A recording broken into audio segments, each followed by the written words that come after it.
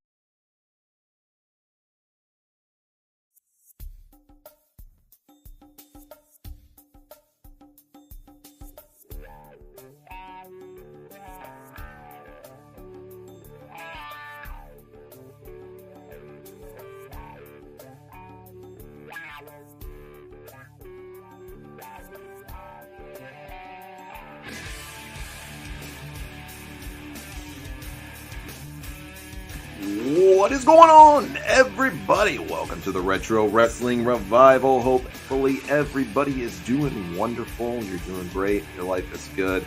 I'm Crispy John Wayland. I got burnt to a crisp barbecuing the last few days, and boy, I'm looking like a good piece of lechon, which is the beautiful, delicious pig from the Philippines that they call it. But it's okay.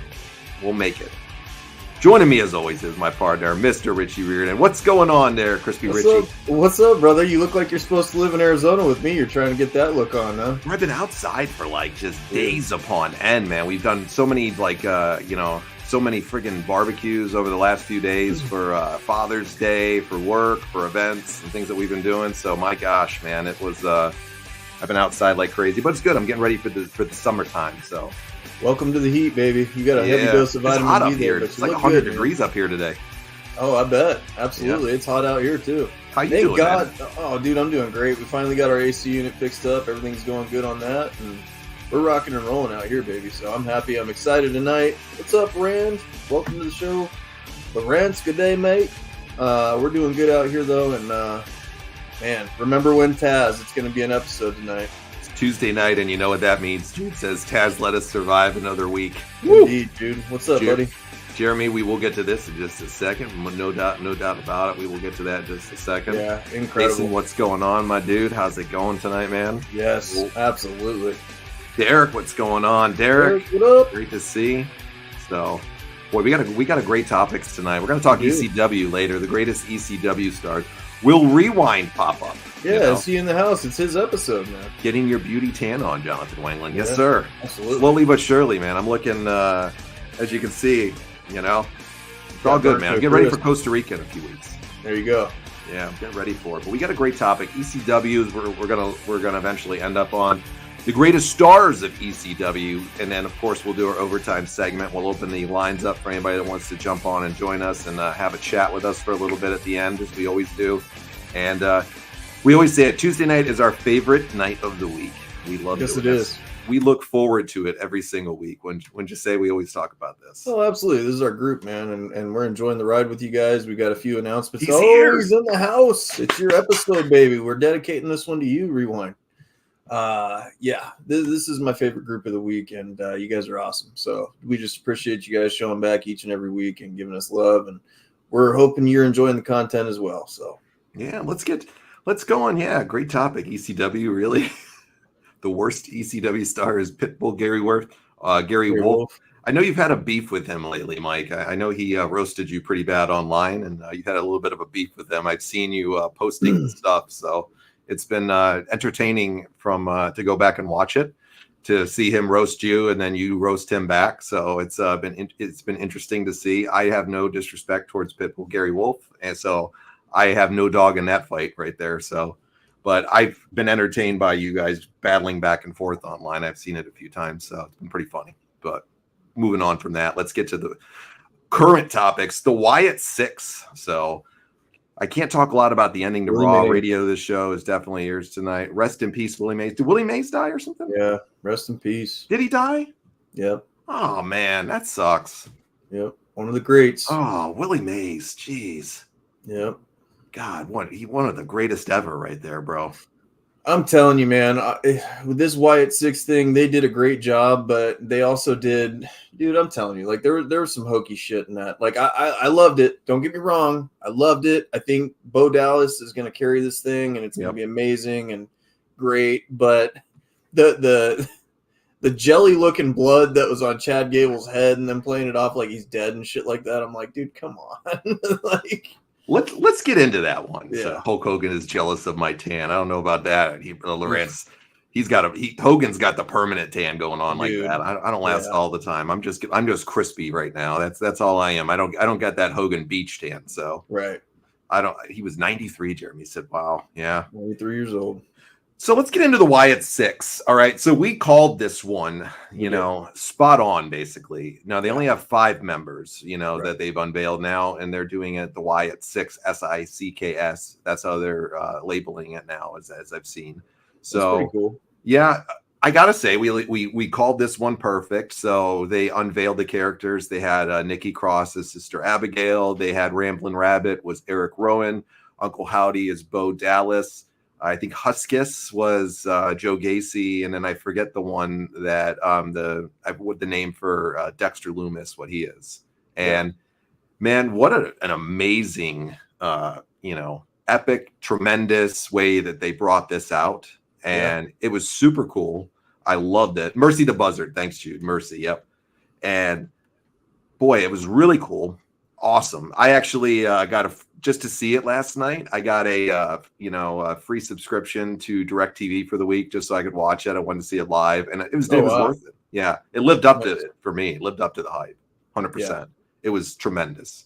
That's and really cool. I loved it, but then I have to wonder where it's going to go. What we're going to see from this. Can they maintain? And I'm hoping to God that the first feud ain't Chad Gable, dude. Like, nah, it's not going to be him. He's feuding with Otis now. They're setting up him and Otis now from the show. They got to do something big with this thing. I mean, they even murdered Gunther. They even murdered Gunther, and I heard Triple H was in the stack of that bodies too. Probably was. Yeah. That's where, I wonder when I do it. I agree about Dexter Loomis. We had said this a couple months ago on the show. Jeremy. Yeah. That Dexter Loomis is somebody that's so not used correctly. I love Dexter Loomis and that stalker type character that he had. I think we're going to get a whole new level of Bo Dallas in this thing. I think his passion and how he wants to honor Bray Wyatt and stuff like that, I think he's going to take this thing and, man, he's going to be a main event player big time. For Bo Dallas, you said? Oh, absolutely. Yeah. Absolutely. The way he set this thing off and how perfect it went, dude, Bo Dallas is going to show us some new layers to him, man. Cody was one of them, too. All right. That was interesting. I didn't get to see everybody. I saw Gunther and I saw Chad Gable. Derek says, how are we to expect the Wyatt Six to be in-ring wrestlers as those characters who can be a force to take them down? The Wyatt Six, they will attack other shows. I agree. They should attack everybody. They should be on both shows. Yeah. They should be on both shows. Jason's got a good point. Go after the bloodline too. What a way to make a statement would be. Yeah, they need to end the Cody Rhodes shit going on, and they need the bloodline to move on from that. hate to say it, but the bloody Wyatt 16 looked like someone had trouble making a sandwich in the kitchen. Right? The Chad Gable part just was like cheesy as fuck. That ruined it for me. Slow burn this, make people want more and give them little pieces. I agree, Jude. Spot Always on. coming with the great facts, man. Absolutely. Big Mike, what's going on? Big Mike, Mike, Mr. Michael Lovin. Great to see you out, Mike. How's it going, buddy? Don't use him right, just like WWE didn't use Taz right. I get it. Absolutely, Rewind. Yes, we Rewind. Understand. We're with you on that one, Rewind. We always understand where you're at in the spectrum of things. Yes, sir. Yes, sir. We love us some Taz on here. We'll be talking Taz later for sure. No doubt about it. Taz. Remember when, buddy. But, you know, I really love the spectacle of it. But the only thing I kind of like question on it is I'm like, it's a murder scene, basically. It looked like Chad Gable got shot in the head, you know. And there was no wound at all. It was just it was just like this jelly donut spot on his head with like coming down. And I'm thinking to myself, I'm like, is this a murder scene going on right now? Like, how are they going to recover from this next week? How's Chad Gable going to be on the next Raw next week after it looked like he had a bullet hole in his head? It's like a cheesy ass scene from See No Evil. Yeah. So I was like, what is he doing? But the presentation, man, WWE just knows how to do it right with presentation on stuff. What a creepy, like eerie vibe that this whole thing was. I mean, they really must have scrambled at the last minute to put this together in the back, you know, in between, you know, the main event, which from what I saw on the show, it was a great show last night on Raw. I really enjoyed it. So Joe Gacy's great, Mike. Joe Gacy's from where I live, actually. He's from this area around here. I've seen Joe Gacy wrestle since he was a young kid, man, and is coming up on the independent scene. I've seen Joe Gacy wrestle a million times on the indie scene up here. I've always thought he was a fantastic performer. He was a big hardcore performer and stuff too. So yeah, it was the fake blood was terrible. Yeah, you know? right. Like I agree with the fake blood on that, Lawrence, but man, it was something.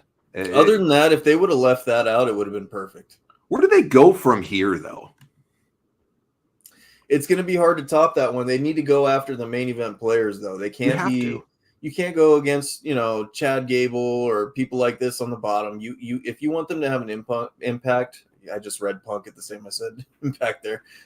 If you want to have an impact, you have to have them go against people that matter. See, I like this one from Derek right here. Braun and Uncle Howdy. It could be a great feud to start it. Yeah, they need to maul Braun Strowman and just destroy him too, especially with his history with them. Yeah, Uncle Howdy needs to make him like he's a traitor and stuff like that, and they need to just go after him. Yeah, I saw this random where they had the main event where they had him in there afterwards. They had the camera kind of pan to it afterwards and stuff. So I did see that at the end where they had him come out. I think they should have Nikki Cross go after the women's division. I definitely think they will. I kind of had an idea last night when I was watching all this unfold. I think this would be a great way to get Finn Balor back in the singles competition and bring him back as the Demon, kind of corrupt his spirit, if you will, or soul, and kind of bring back. Wouldn't that be a great addition to the to them? Come on, bring the Demon out, man. Because somebody had asked, somebody put up in the earlier comments, who's going to be another member that they could bring in. What a great way to bring it in, bring the Demon back, bro. I wouldn't want the Demon to be a member. I would want him to be a foe. You want to be a foe? I'd love to see him as a member. Yeah. Kind of like their assassin type character for them, the one that takes everybody out. And then eventually the Demon goes against them in some way. Like I want the Judgment Day to start getting attacked from behind and stuff like that, and them not knowing where it's coming from, and then all of a sudden it be revealed that it's the Demon, Finn Balor. Yeah. Jude said, did you catch all the parts that honor the past members from Howdy's Club, saying Braid, Eric Rowan with the Bludgeon Brothers Hammer? Yeah, I did, Jude. Yeah, I thought it was really, really cool. And Brody. Yeah. They tied everything together for these characters so well, from the puppets that were so much depth. This is really what we've been begging for, dude, since Wrestling with Reality. We've always said we wanted depth, we wanted storylines, we wanted these things to come back. This is how you do it. This is how you do it. And they show, you know, I hate to be cheesy here, but they still got it. You know, they still got it. The Wyatt Six should do NWO style calculated guerrilla warfare tactics on WWE like the NWO did in WCW. I like those types of things because I want to see not just like we talked about earlier on one brand. I want to see them going everywhere. Go to NXT, go to, you know, SmackDown, go on Raw, go to the PLEs. Don't get these guys and Nikki Cross too. You know, all of them. These guys and the girl. What great did she look when she was crawling on the ground and creepy? She played that. What's from The Conjuring, right? Yeah, The Conjuring. Yeah, The Conjuring. So she Thank played God that she's even when she did the elbow movement back to like initiate him coming in. Yeah, it was You couldn't so have wrote great. a better script than that. I mean, Yeah, it was awesome. Alexa Bliss could be a character in there, Mike. I think she might come back in some way in there. So they definitely could do something with Alexa Bliss in there potentially down the road. It would be interesting to see. The Judgment Day joins forces with the Wyatt Six could be interesting. I want to see the Judgment Day get destroyed by the Wyatt Six. I want to see him get destroyed, and I want to see Finn Balor get corrupted. That's Finn Balor as Demon will be Halloween time with the Final Testament and JD War with the Wyatts. Dude, cool that'd be stuff. I sick. like that too. Jeremy says, I still think Mick Foley needs to be the mouthpiece. Jeremy, great. I agree.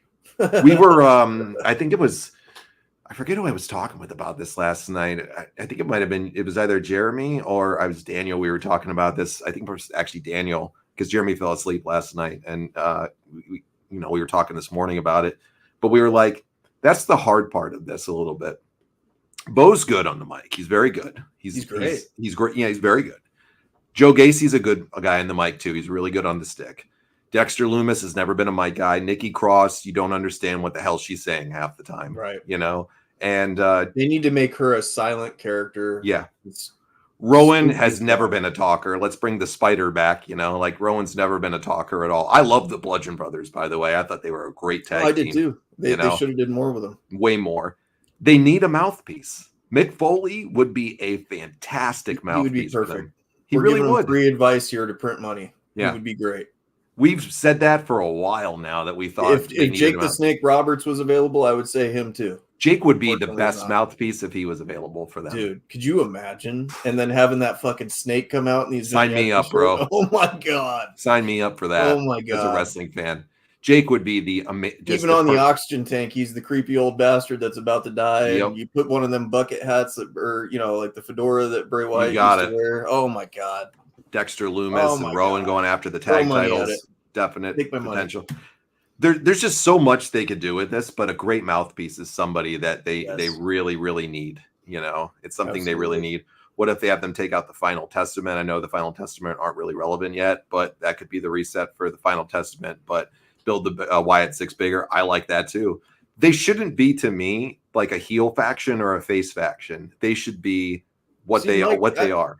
Mike, I can't agree with that, man. Braun Strowman.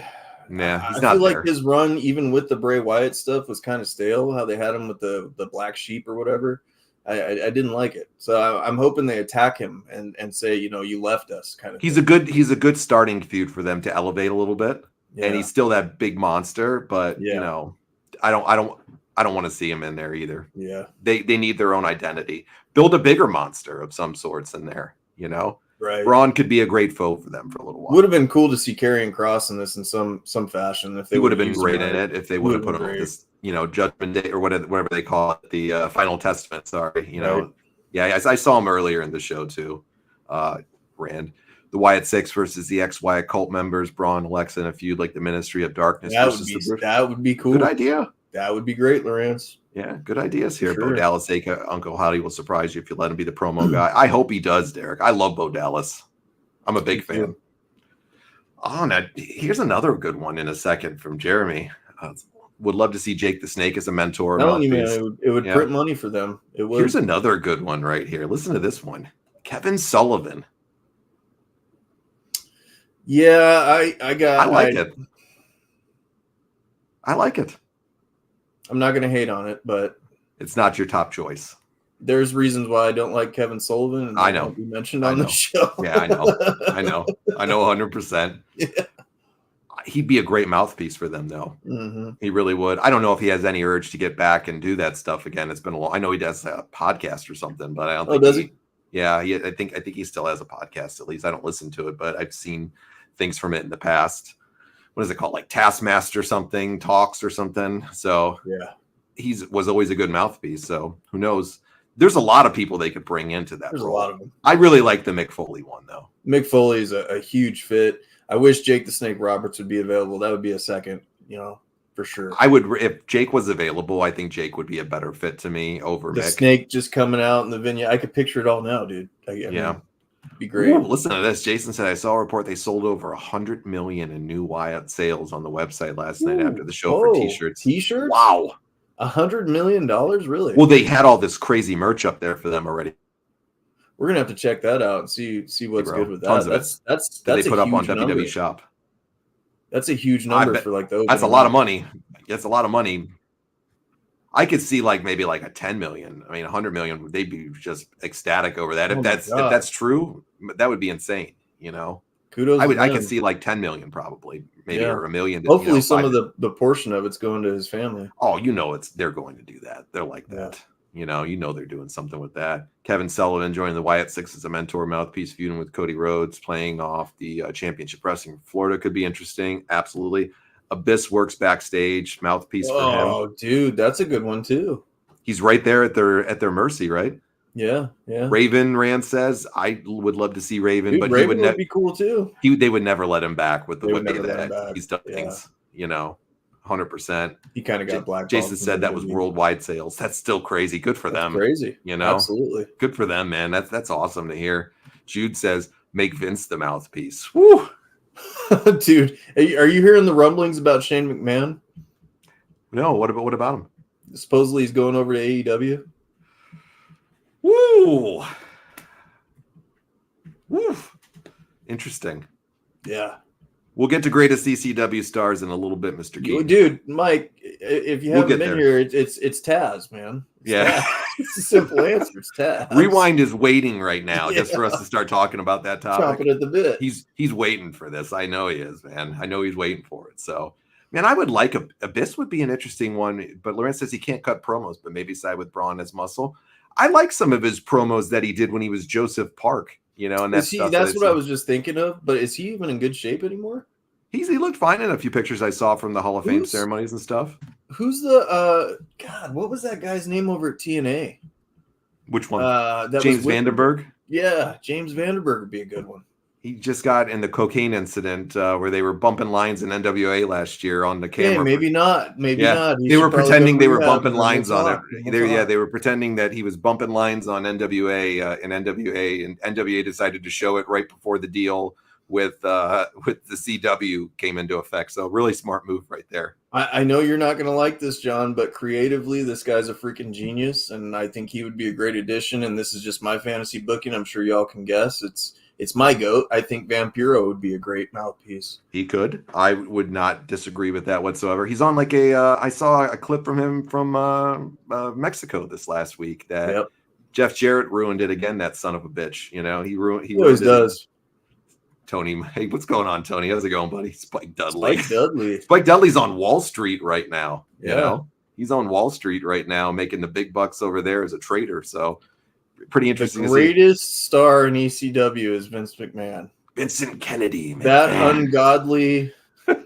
He's the genetic jackhammer. Dude, Vince McMahon with a do-rag in the ECW title. Dude, Vince how to bury a whole legacy in 10 seconds. Like the Shane McMahon AEW rumors started from an episode of the Jim Ross podcast. Interesting. Really? I did not hear any about this about Shane McMahon. What have you heard?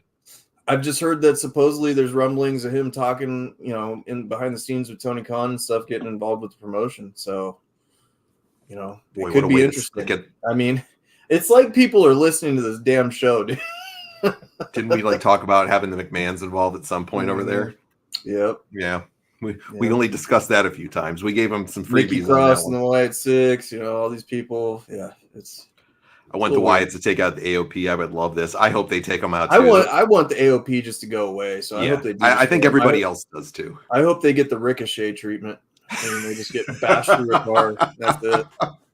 Karrion Kross could return as the White Rabbit, feuding with the Wyatt Six. I think Karrion Kross's time has come to an end with any level of being able to get over there. It's not a lack of that he doesn't have talent. I think he's got a great look. He's got great talent. He's got a beautiful woman that is his wife and comes to the ring with him and stuff like that. Like, dude, he's got the whole package, and they just can't figure out what to do with him. There's been plenty of guys like this though that have suffered from this in WWE. They just don't know what to do with these guys. And you and I years ago said Karrion Kross was one of the biggest signings they could ever get, and he still is to this day, in my opinion, if they would use him correctly.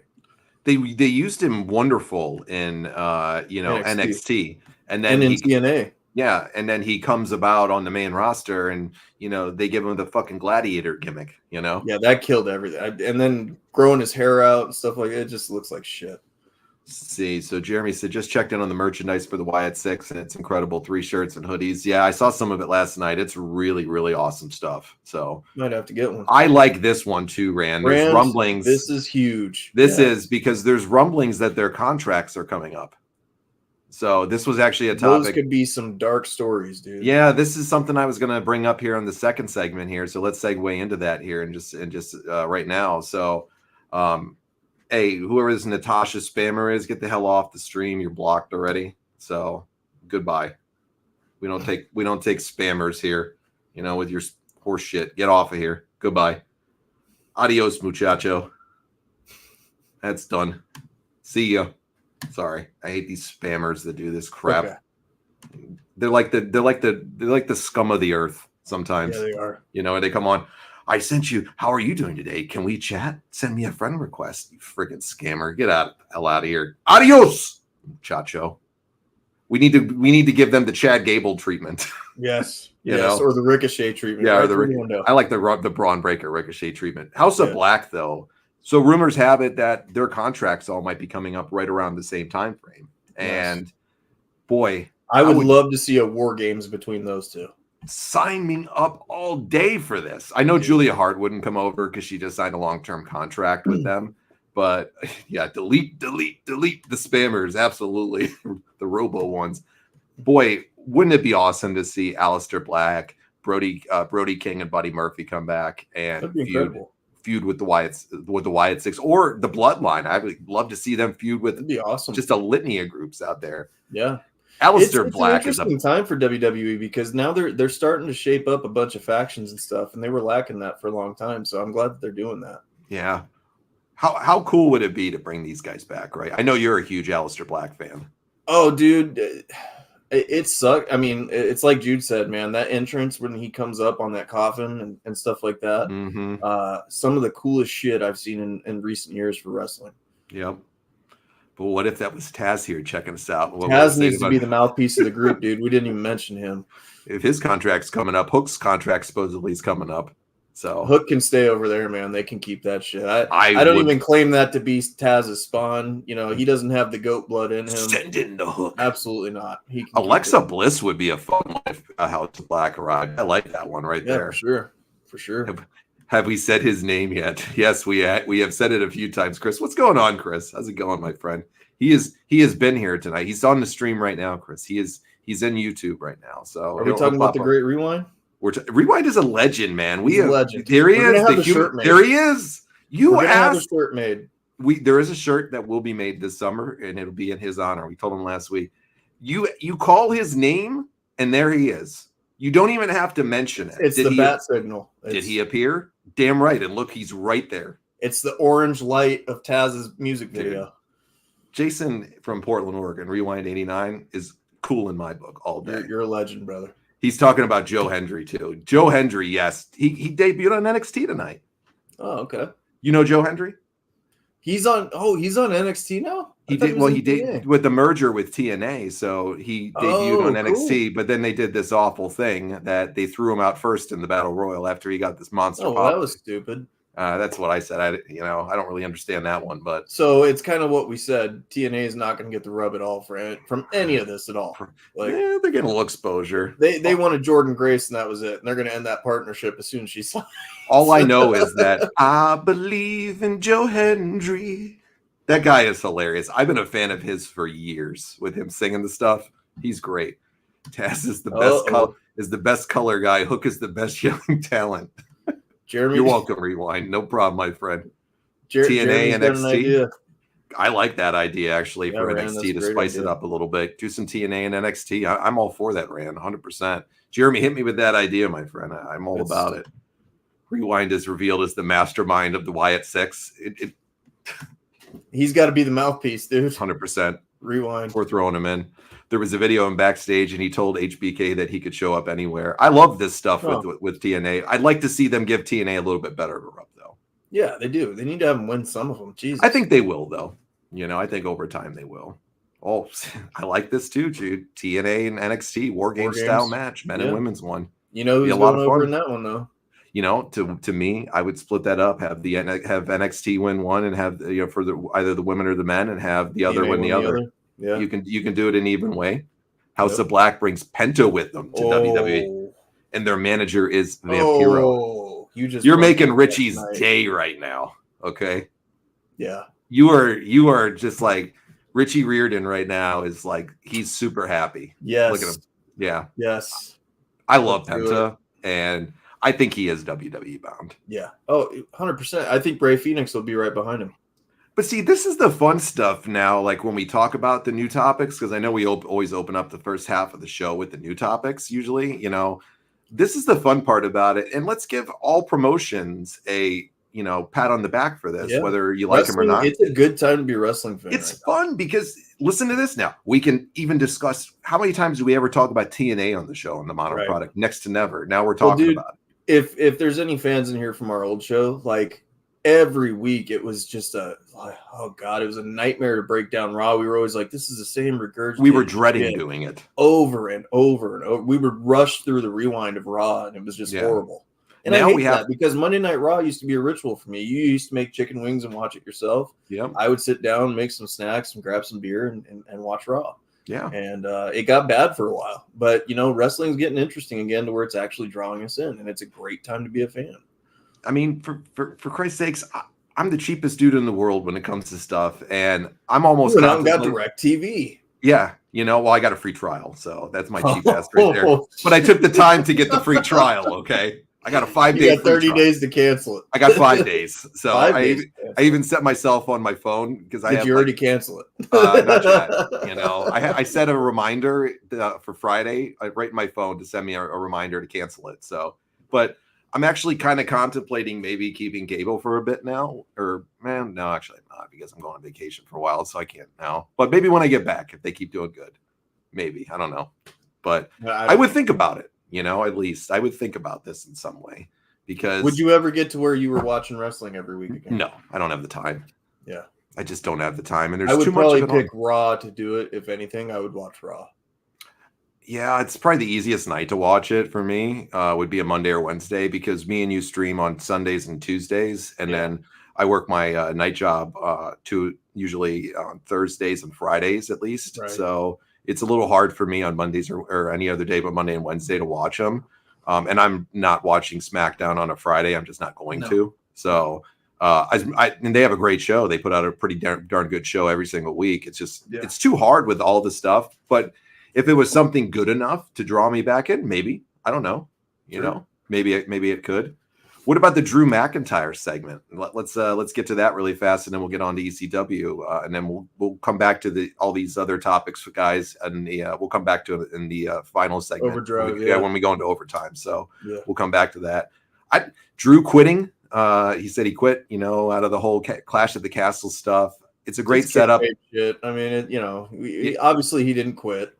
Of course, it's a great setup though for him to come and interrupt CM Punk on Friday when they're in Chicago and for SmackDown. So, well, my thing is I want CM Punk when he comes back to be put in a title match, and then Drew McIntyre get his comeuppance and screw him over. Mm-hmm. I think that would be the best way to tell this story.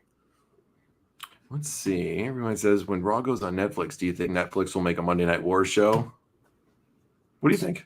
Yeah, they've rehashed that several times. I think the WWE Network made the best Monday Night Raw or Monday Night War show. I don't know if anyone's seen that documentary. It was 6 parts. It was incredible how they broke everything down. If you haven't seen that, go back and watch it. It's really good. I think that ship has sailed for the most part now with everybody. We've seen every documentary and book out there. I know they're doing the Who Killed WCW stuff right now, and that's actually a pretty good show, by the way. I've enjoyed it the first 2 episodes. Yeah, go check that out. It's cool. I think it's kind of sailed on that stuff though. It would be nice to see where you guys are talking about AJ now that he lost that I Quit match, maybe going and doing some work with TNA. They've already announced a match in Japan. Did they? Yeah. Oh, okay. Interesting.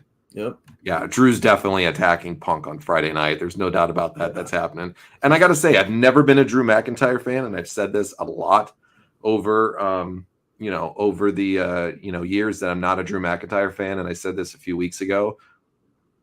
he's really won me over with this character that he's done with all the digs at CM Punk and being real ruthless and stuff, and just the way that he's done things.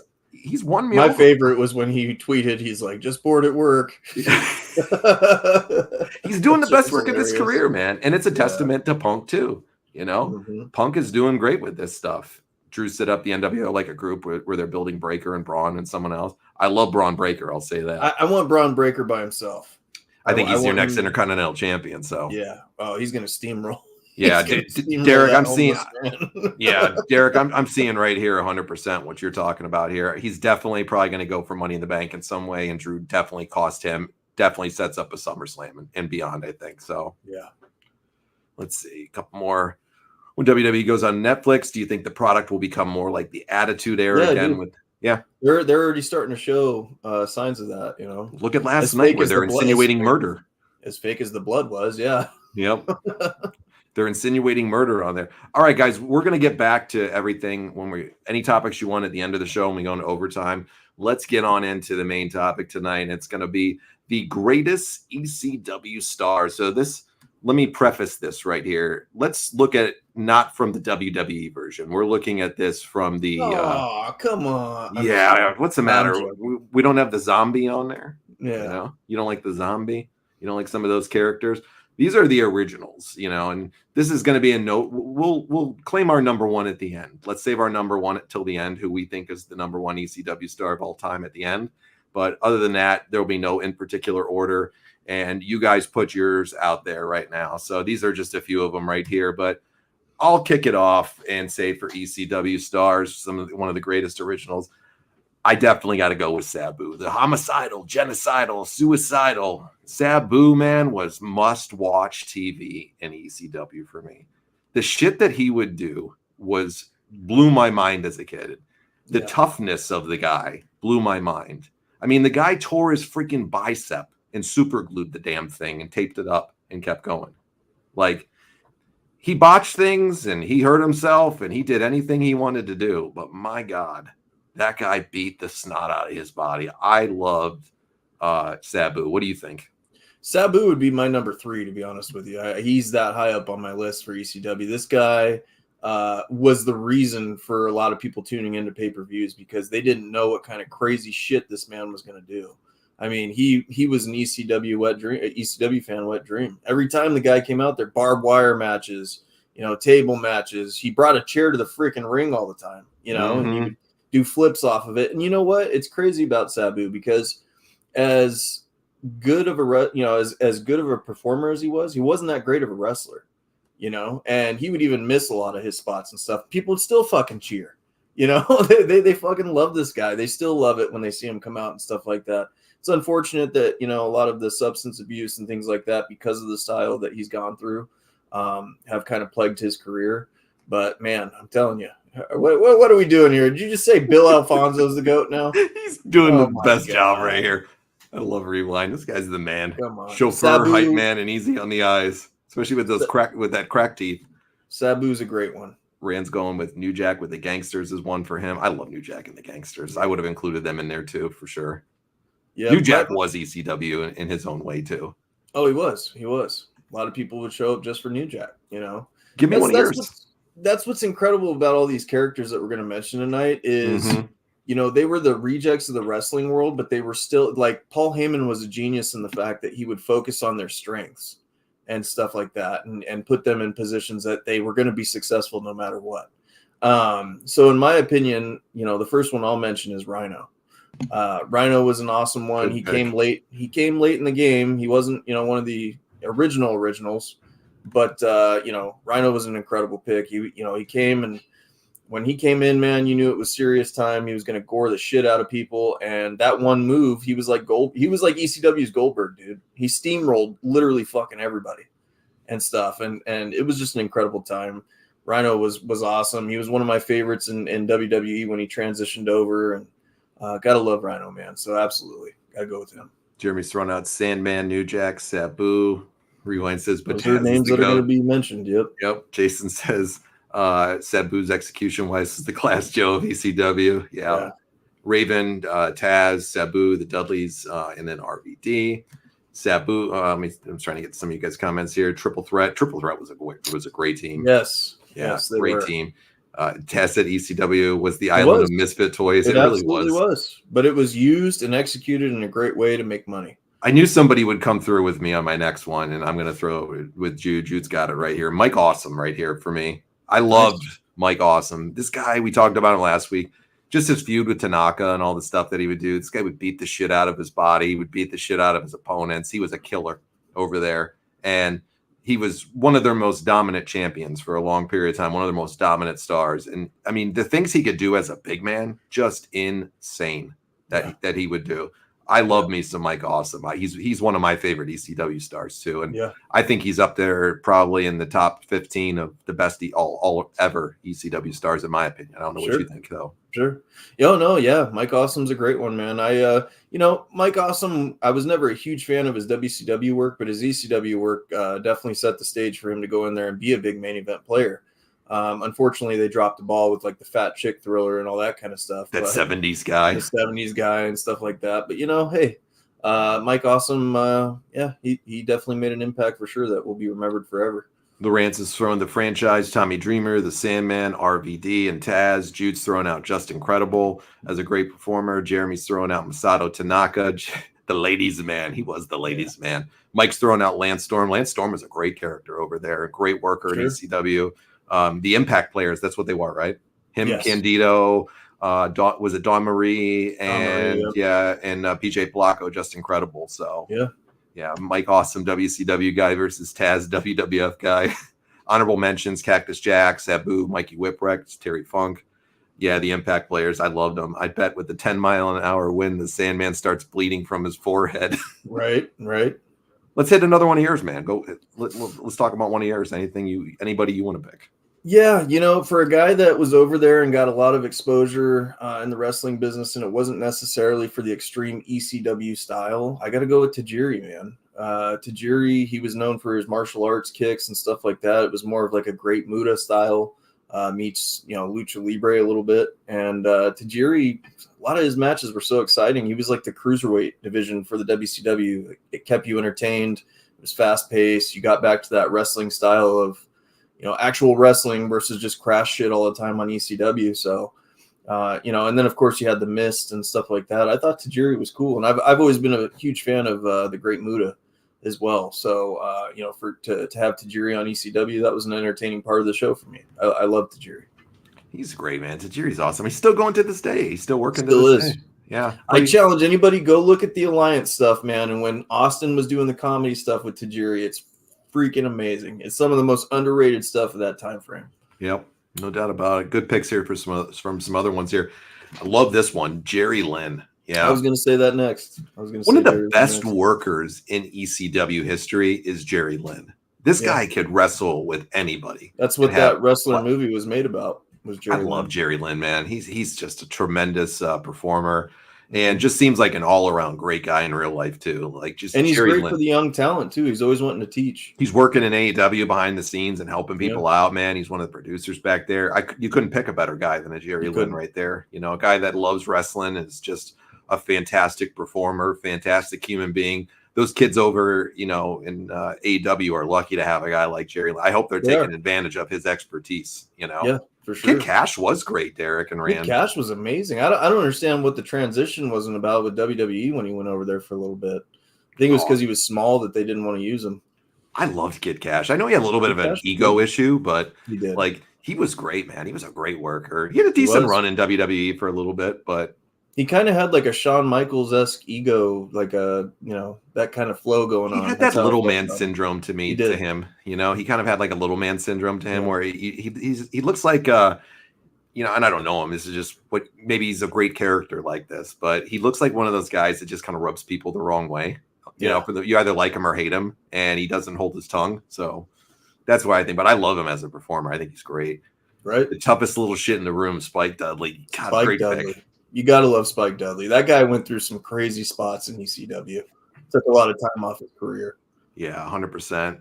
Let's go to tag teams for a second for some of the greatest superstars. Mike's going to go with the Eliminators. I loved the Eliminators. That was Saturn and Cronus. Cronus. Yeah, boy, they had that awesome finishing move that they would do where they would one would sweep your leg and kick you out from underneath. I forget the name of it. And then the other would go high on you and they would just fucking take you out, man.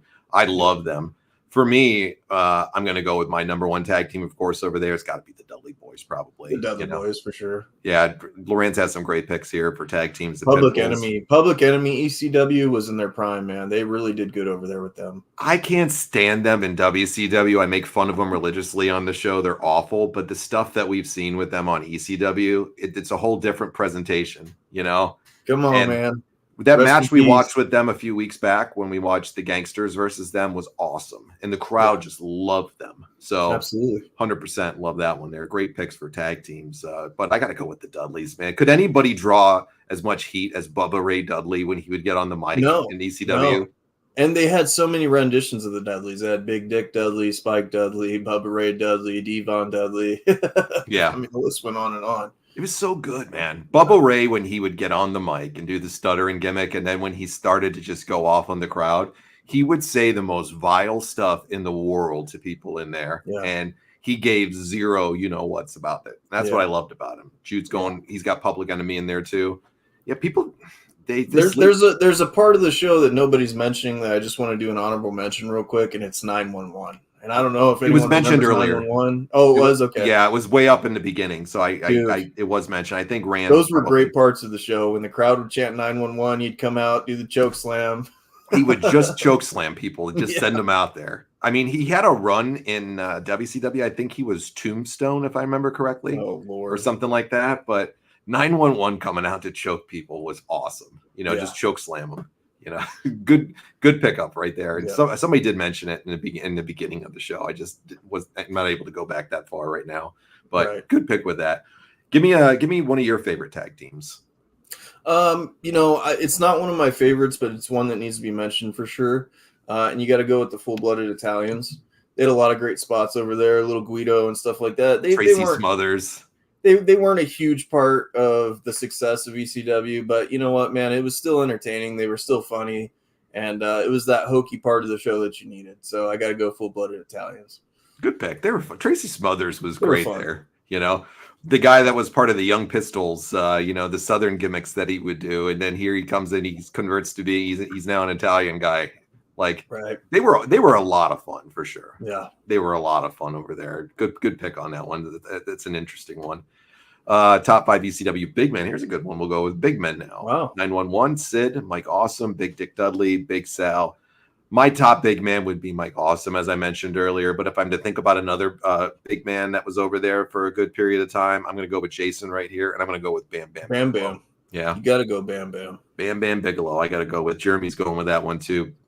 Bam Bam Bigelow is a guy to me that blows my mind why he never got a title reign in the WWF. Darkest Side of the Ring did a great breakdown on Bam Bam's career, and he did. That's one of my favorite episodes, actually. So rest in peace, the Beast from the Middle East. That guy, he was a true gangster in real life too. There were some stories on there that he didn't give a shit, man. Like he had zero fear. You want to talk about zero fear? Bam Bam Bigelow didn't give a shit, and even from a young man, he was fearless. So I wouldn't want to mess with that dude at all. No. Should have been a world champ. This right here, rewind. This is a great that you mentioned this. Eddie Guerrero, Rey Mysterio, Dean Malenko, Chris Benoit. Chris Benoit had some incredible matches over there. Go watch. Sorry to interrupt really fast no, because fine. He left out Psychosis too. Go watch Rey's and Psychosis' stuff in ECW in the early days, and you'll thank me later. And Super Crazy. Awesome. Don't forget Super Crazy later on too. Sorry to interrupt. Go on with what you were saying though. Oh no, I'm just saying the Chris Benoit matches over there were phenomenal. Whether it was with Dean Malenko or Eddie Guerrero, those were some of the most technical matches you'll ever see in your life. Yeah. So love them. Give me another good one for you. Big man. Who'd you like for big men over there? I didn't really have any favorites for big men, so I'll just pick another person if you don't mind. Go right ahead. And when you talk about talent over there, you got to go. And this is my GOAT for the ECW. Besides Taz, I know Taz is like the GOAT of the GOATs, but the whole effing show, dude. How could you not bring up Rob Van Dam? That guy, he was the reason I tuned into ECW. Is he your number one? Oh my God. Yeah, he's mine Rob too. Van Dam was incredible. He's still incredible to this day, and the moves that he can do and stuff, and the longevity of his career that he's had. He could have had the world by the balls over in WWE, and he did for a good while. The feud with John Cena was incredible and stuff like that. But the stuff he did in ECW with Sabu was legendary, man. And I loved it. I loved every bit of it. Rob Van Dam, the high flying style, he could get extreme if he needed to. He was incredible. I'm so glad he wasn't Glacier. Yeah, me too. He's my number one pick for the greatest of all time, of course. But we still got plenty more to talk about here. We can't get to every single one here. We still got enough time left in the show to get to several more. So I'm going to go with some of the ones Lawrence has here. Terry Funk, Dusty Rhodes, Jerry Lawler, Tommy Dreamer, Bobby Eaton, wrestling legends. They came in. You can't mention ECW all-time greats without bringing in, of course, all of those definitely had a part in it, but you can't go with it without mentioning Terry Funk. Terry Funk was the guy that helped put him on the map and did it so selflessly, just like everybody said, the way Terry Funk was. It's just the type of human being that he was. And go watch that documentary from back in the day. What was it called? Beyond the Mat. Sorry, I don't want to blank on that. Beyond the Mat. You'll hear Paul when they're doing their first pay-per-view and giving all the credit to him. So for legends like that, I definitely got to throw Terry Funk in there. So just great picks there, Lawrence, of legends that came. Balls Mahoney and Axel Rotten. Finally, somebody brought them up. A lot of fun. A lot of fun. Good. A lot of concussions. Ones. Too many. Don't want to see anybody go through that again. No, not at all. Not at all.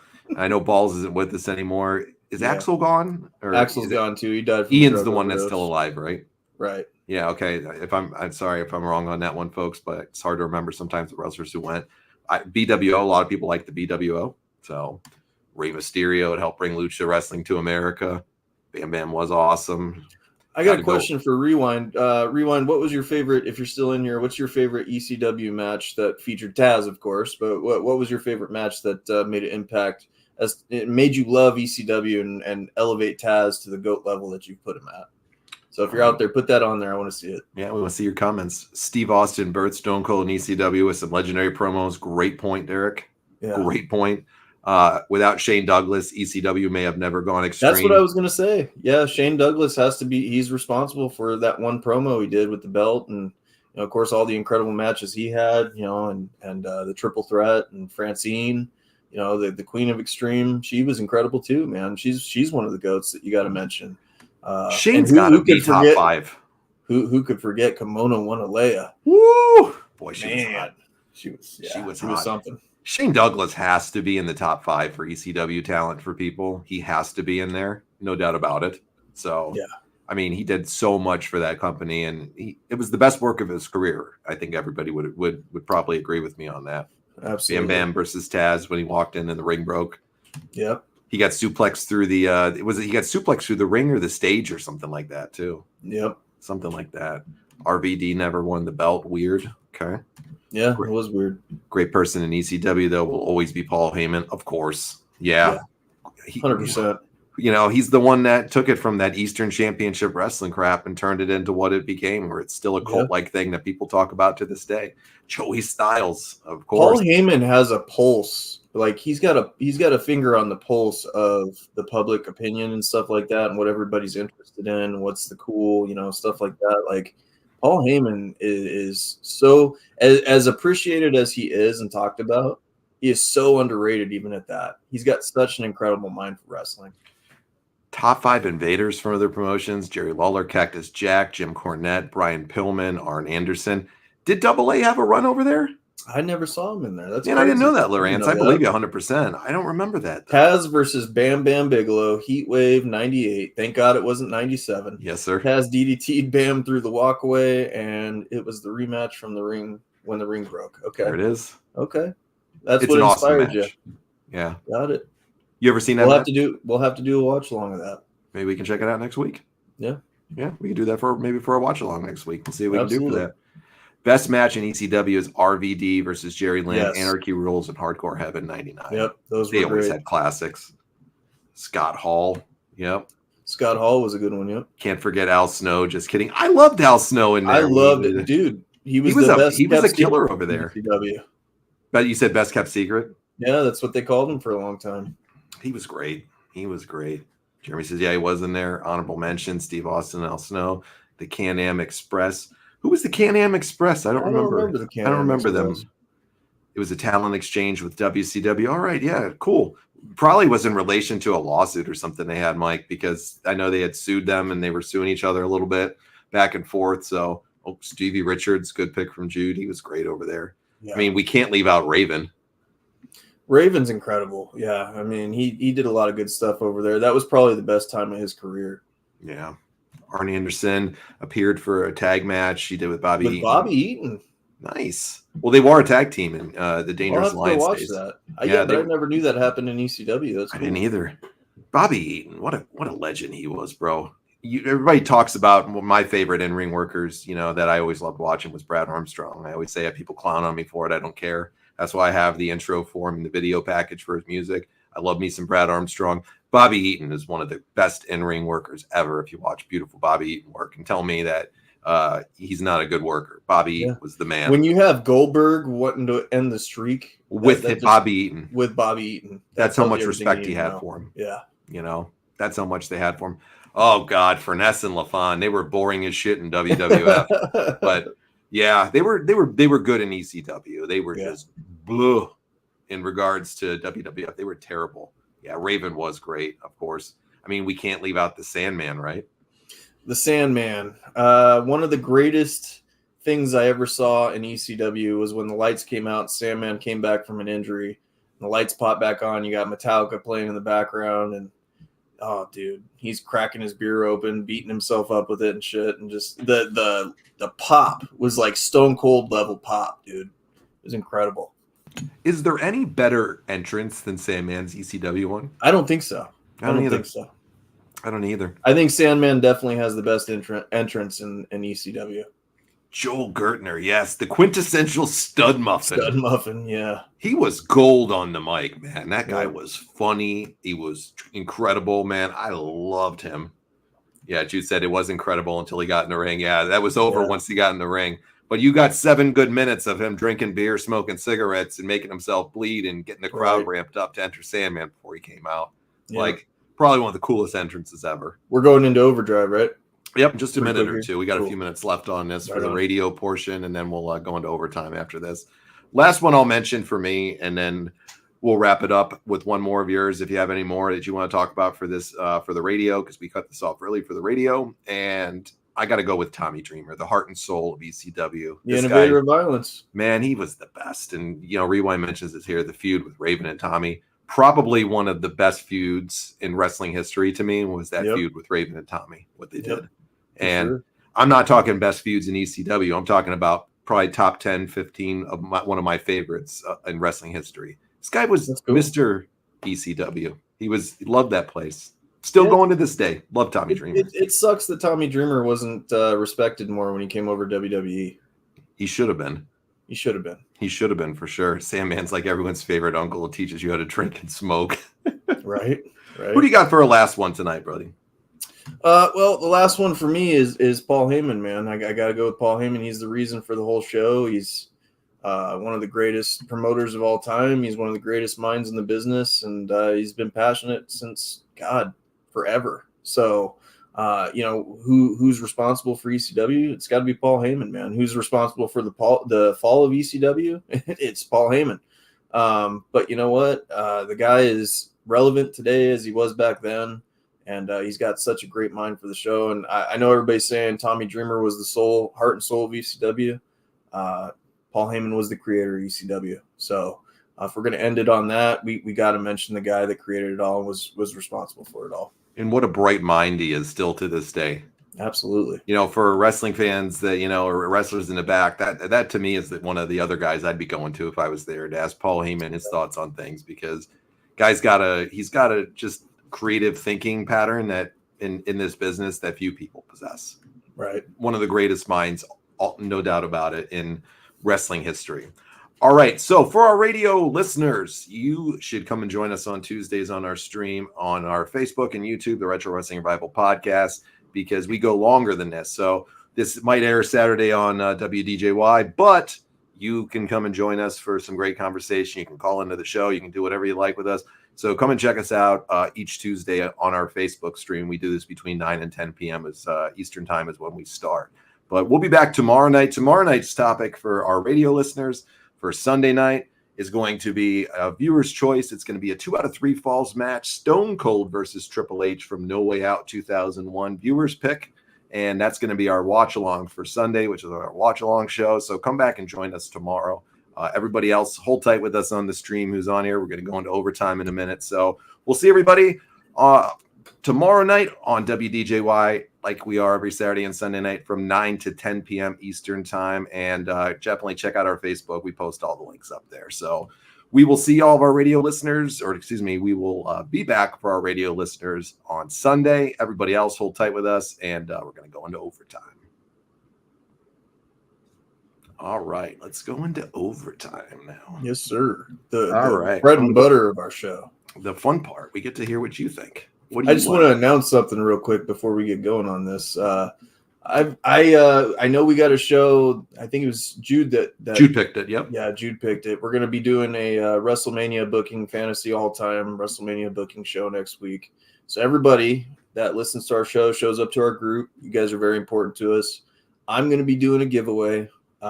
So I got a massive autograph collection and stuff, and I'm going to pick an autograph to give out.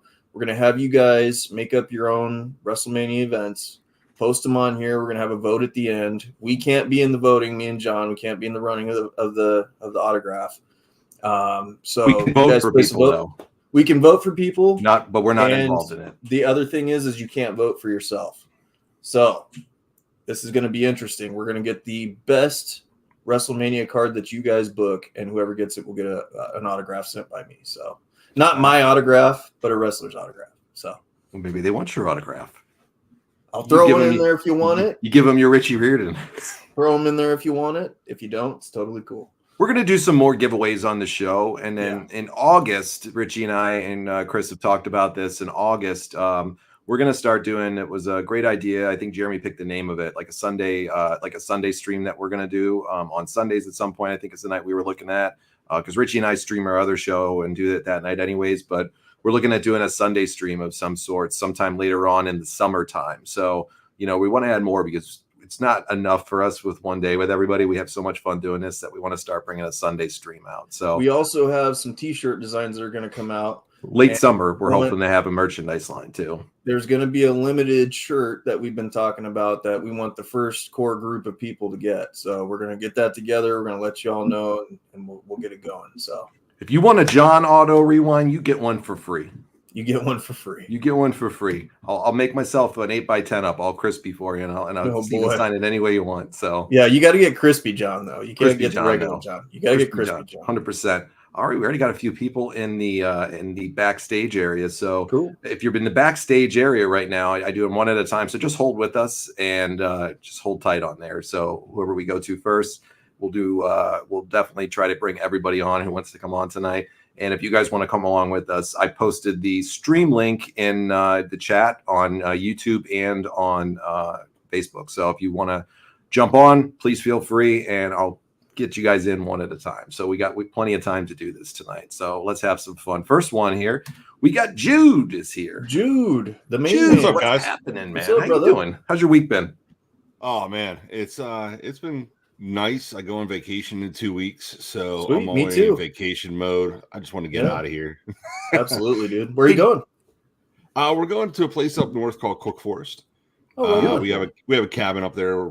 It's on the river, so very I cool. have no cell phone service up there. It's phenomenal. That's great. So, You get away from the no one world can for get a little hold of me. bit. Absolutely. Yeah, I have 3 kids. I have a grandson, so the wife, Awesome, everybody, dude. we're all going up. How So long it's are you going to awesome. be there? A whole week.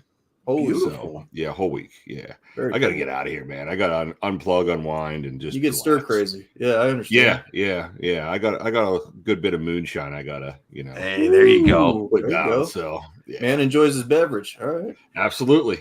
Jude, you picked this last week. Derek's asking fantasy matches, best mania matches. What are the rules to making this card? Jude, give him the rules here really fast for everybody. That's kind of what I wanted to do. So I have most of mine done. So what I did was I did six matches Saturday, 6 matches Sunday, fantasy Okay. booking. Okay. Just a So it's fantasy 2 book, nights, 6 anything. and 6. Okay. Right. So anybody alive, dead, current, past. Okay. I didn't do anything with titles. I Okay. just wanted fantasy booking. There's no titles involved or anything like that.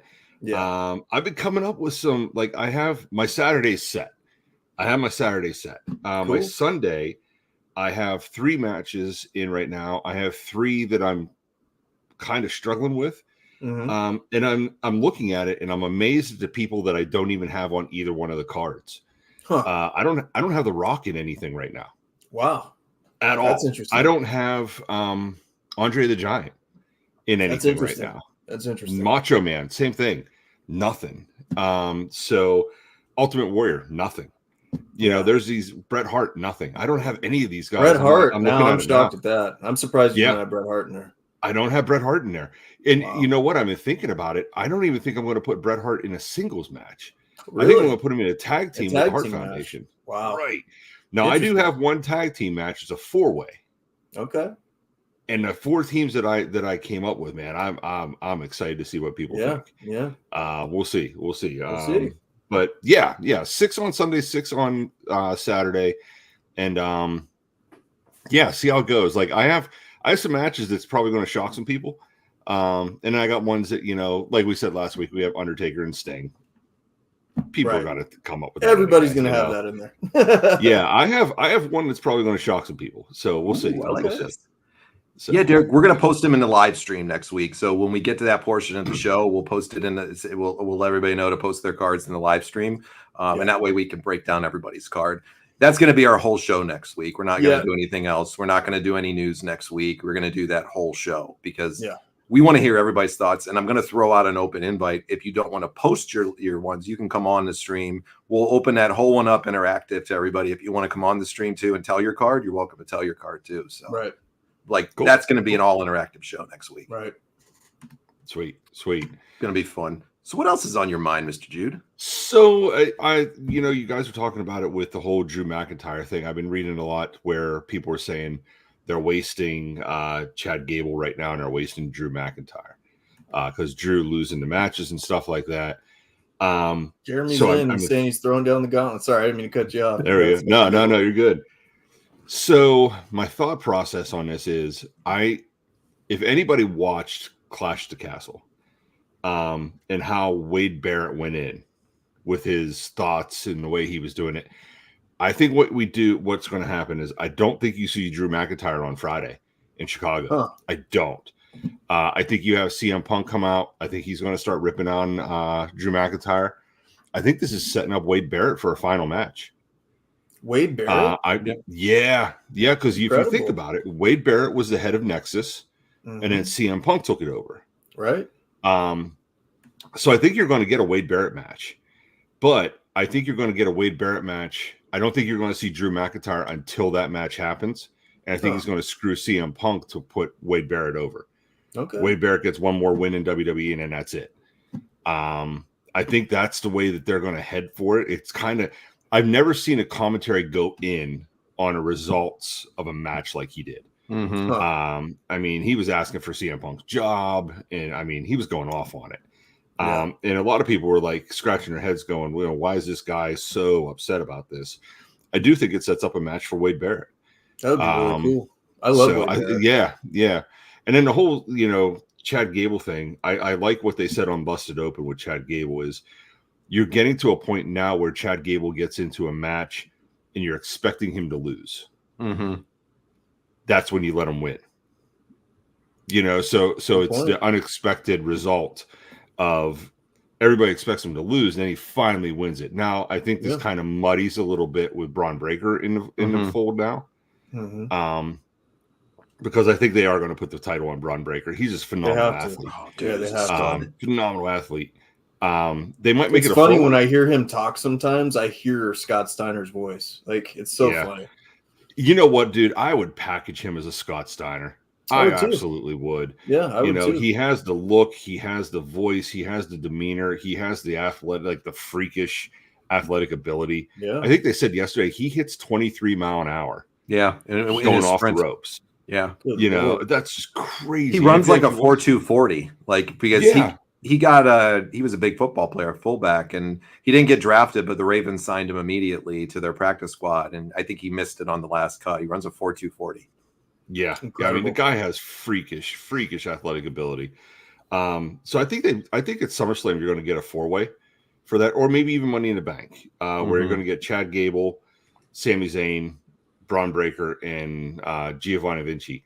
I think you're going to get a 4-way with that. And I think you're going to put Braun Breaker over.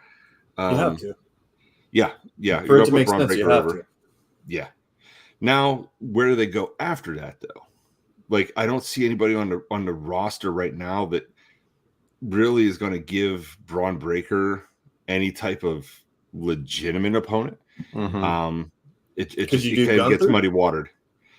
I think Gunther's getting the world title. He's getting it hands at SummerSlam. down. Yeah. Yeah, I think hands down Gunther's going to get the title. Let him run with it.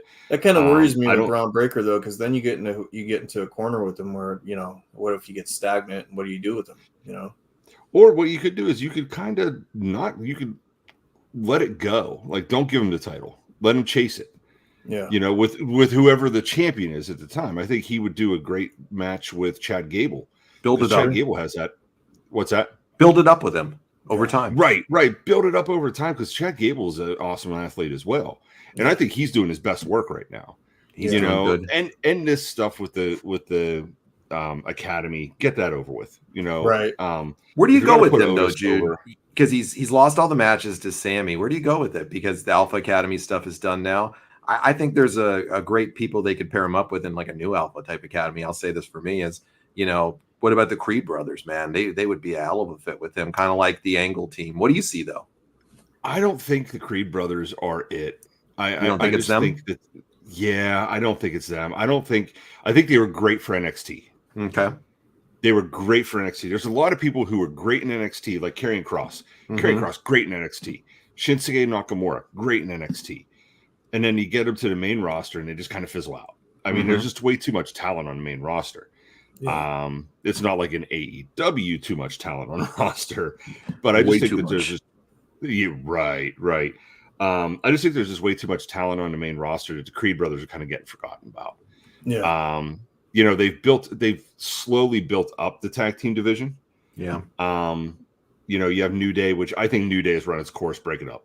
Yep. I know that's an unpopular opinion with a lot of people. Not I with think me. New Day's just run its course. Yeah. You know, it's just you're beating a dead horse. I think as soon as Big E kind of broke off, I think they should have added another member just to kind of replace Big E. I would have loved to see R-Truth. Oh, dude, that would have breathed some fresh air. Yeah.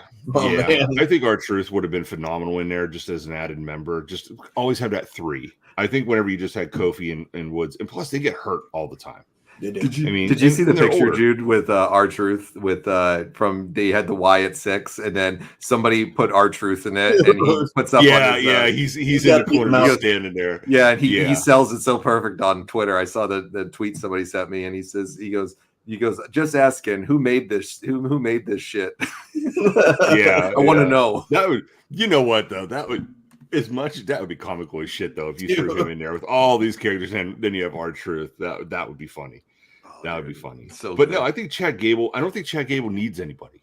Yeah. I think the only thing that Chad Gable might need is a manager. Yeah. It just he resembles Kurt Angle a lot, man. Like in a lot of his mannerisms and stuff like that, he looks just like his mic work is really good. Actually, you shave that dude's head, he's gonna look like Kurt Angle. Yeah. And you know what? I would love to see. I would like to see maybe a Shelton Benjamin come in and just be a manager with him. Or kind of like an MVP, pair up with him some way. But I think Chad Gable is probably one of the most underrated people on the roster right now,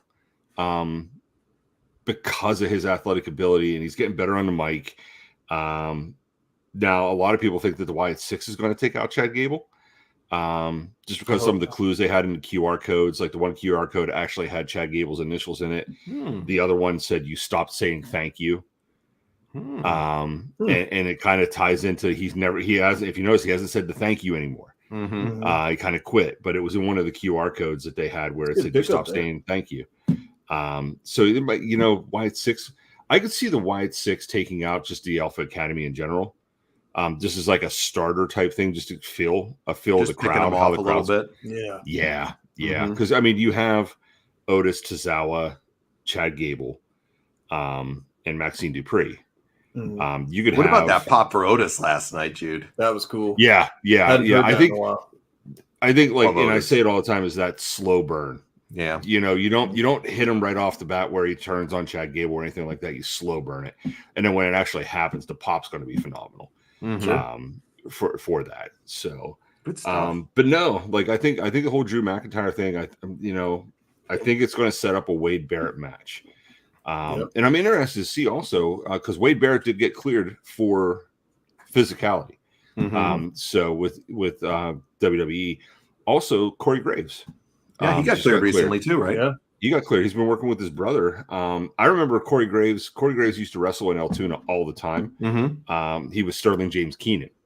Okay. It was his persona here. He had real long hair. He wore a fur coat. He had a pimp staff and everything like that. Super nice guy. Super nice guy. I've hung out with him many times. But he got cleared. He's been training in Pittsburgh because he's from Pittsburgh. Oh, cool. He's been training in Pittsburgh with his brother. And they say he looks good in the ring. He was good in the ring when he was starting with James Keenan. It was a shame what happened to him. Yeah. I He had concussion issues, right? Yeah, concussions. Yeah. Way too many concussions. Because his father owns a wrestling company in Pittsburgh. Oh, very cool. That's where he kind of got his start. And he's there training and trying to get back into ring shape and everything like that. So we'll see. I mean, he got cleared for contact and everything like that. So I'd like to see something happen with him. I would love to see, and I hope they do this, is a WrestleMania match between him and Pat McAfee. That would be great. That would be fun. Commentator versus commentator. I would love to see that. What if you threw this as a tag match, say with Wade Barrett and Drew McIntyre against Corey Graves and a CM Punk? Dude, I don't think because I think that feud with Drew McIntyre doesn't need anybody else in it, like a gimmick thing. Like I think the Wade Barrett thing is just setting up for Drew McIntyre to screw Punk on his return match. Yeah. I think you're going to get CM Punk on Friday. He's going to come out. I think he's going to say that he got cleared and that, he's mad that Drew McIntyre quit. And I think you get Wade Barrett in the ring on Friday. I think you get him in the ring just hammering on Punk. And I think it sets up a match then at Money in the Bank with CM Punk and Wade Barrett. I like that. And then I see Drew McIntyre just screwing him on the return match. Yeah. I'm afraid I've got some bad news for you, Jude. Yeah, dude. Yeah. Boy, so I actually, whenever he was doing that shtick, they were in Pittsburgh and he was on that lift. Yeah, the scissor lift, the boom lift. Yeah. It was a Monday Night Raw, and they couldn't get the scissor lift to go up, and they brought him out like a 20-foot ladder. I think if you remember this, they brought him out like a 20-foot ladder because the scissor lift wouldn't go up. So it's funny. You hear him say, "I'm afraid I have some bad news," and everybody's looking. And dude, it was the slowest thing in the world watching him climb the ladder. And then he gets to the top of the ladder, almost falls off the ladder. He has papers that he was like reading. He dropped the papers. It was just a drizzling shits episode of Raw with that part. So it was funny. That's as hell. Awesome. Man, I love it. Yeah, climbing a ladder, and it's just it was funny. Hey Jude, hold on backstage, man. I'll put you backstage. Come back on to close it out with us after that. We got Lawrence is in the backstage area. If you want to hang tight we'll bring you out right after Lawrence, and we'll close out with you this week. It's cool. Yep, sounds good. All right, man. We'll see you in a few. Perfect. Good day, mate. It's our friend Laza. Laza, what's up, buddy? G'day, how's it going? Man, it's pretty good, man. Good. How you doing? How's the land down under? It's actually pretty cold because it's winter in Australia at the moment. What is cold? Lucky. What's the temperature? Oh, cold. This morning it was like -3. Ooh. You get that cold there? Wow. Can do. Wow. Man, I didn't know that. You live in Queensland, right? Yeah, Brisbane currently. That's pretty badass. So for our people that don't know their temperature with -3 for Celsius, it converts to about 38 degrees Fahrenheit. Okay, 38 degrees. That's still really, really chilly out there, though, for you Yeah. guys, man. That's really, really Aussie. Aussie. What's going on in your mind this week, Mr. Oi, Lorenz? oi. Exactly. We'll have to do a I shoey sometime, Lance. Lawrence. We got to do that. need to have like a shoe or some good foot odor. There you go. Um, What do you got, buddy? yeah, first I've got to say this. What you going to do when Crispy Mania runs wild on you? You know it, brother. Man. Shots fired. Due to like the ECW special, I was thinking I might make mention because even though it wasn't meant to be like a title of value, it was like a statement. But AEW with the FTW title, I thought I'd bring that up with like the current direction in AEW and the way they've been using it like a 24/7 title. Yeah. Regarding what it was in ECW, where it was a statement, sort of like standing up to the establishment regarding like thoughts on what do you think of like the current direction of the FTW title and has it become like a prop or is there anything meaningful with the title? Yeah, unfortunately, it was kind of weird that they brought that in the first place, in my opinion. You had all these guys, different guys get it, and just the feel of it. You're right, man. You're 100% spot on. It's definitely like the 24/7 title of the AEW. Chris Jericho. Does Chris Jericho still have it? I don't watch it weekly. He does. Yeah, He does. I struggle watching it too. Yeah, it's unfortunate what they've done with it. I don't think that Taz should ever brought it in. I'm speaking, sacrilege of the GOAT right now, but I don't think Taz should have brought that title. And I think AEW has too many belts, man. So if I was to pick one that would be dropped immediately, it would be the FTW title for sure. And they don't even recognize that there's like anything that's of any merit to their ranking systems or whatever they do. I never got it, why they brought it back. It's just a prop to me. Like you mentioned, I think Lazzy, you said that, or Richie, one of you guys said that was a prop.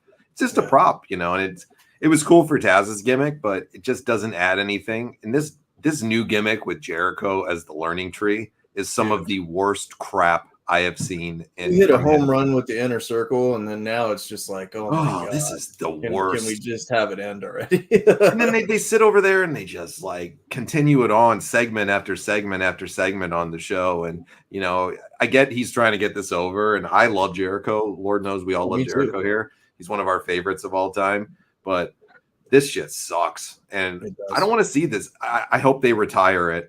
If Hook ends up going to WWE, I hope they end up retiring it after that. Yeah. The only champion Hook's going to the WWE. The only champion that I really liked as FTW champion was possibly Hook because he's the son of Taz. Yeah. And but my one complaint with that is in ECW, the FTW title was sort of like a statement where Taz was like, I'm being held back, I should be the champion. Yeah. I don't care if I am the champion, I'll make my own title, sort of like stand up to the establishment. Mm-hmm. If they were going to, like with the Hook run of FTW champion, I don't know why they didn't build him up and have him as like chasing the bigger title.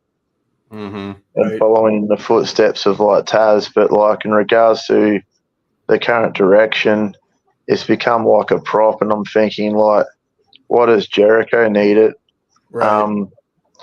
He's kind of like the Terry Funk of AEW now. That's a good comparison, actually. That's a really good comparison. I would have never drew those two together, but absolutely, I agree with you on that. You think he's going to retire anytime soon, Lazo? You think Jericho's going to retire anytime soon, or you think he's got a lot more left in him? Oh, I might say a lot, but you still think he's got maybe 3 to 5 years left in his career? Yeah. Or you think it's coming to an end for him soon? They may give him like a Terry Funk like title run. I don't know, but they've probably, But yeah, I think like he's no longer at his best. Like ever since he joined AEW, I hate to say it, but even in New Japan after he left WWE, like psychology and character wise, I appreciate him because I was getting sick of like the commercial Jericho, but then just his physique and his moves, like he's nowhere near what people loved about him with like his good in ring and his flips and his all rounder thing.